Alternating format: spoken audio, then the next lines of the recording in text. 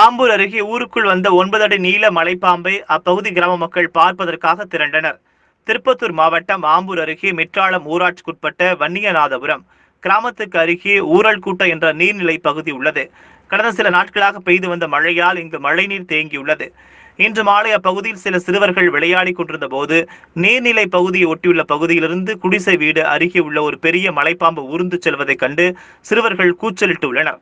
உடனடியாக அப்பகுதியைச் சேர்ந்த இளைஞர்கள் ஒன்று கூடி நீண்ட நேர போராட்டத்திற்கு பின்பு 9 அடி நீள மலைப்பாம்பை பிடித்தனர்.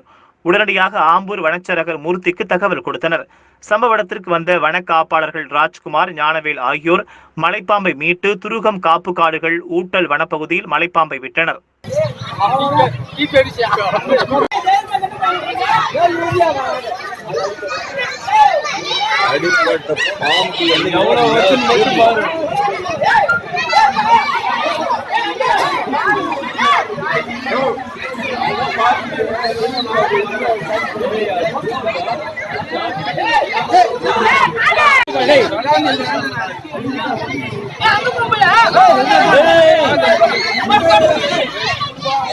வாடா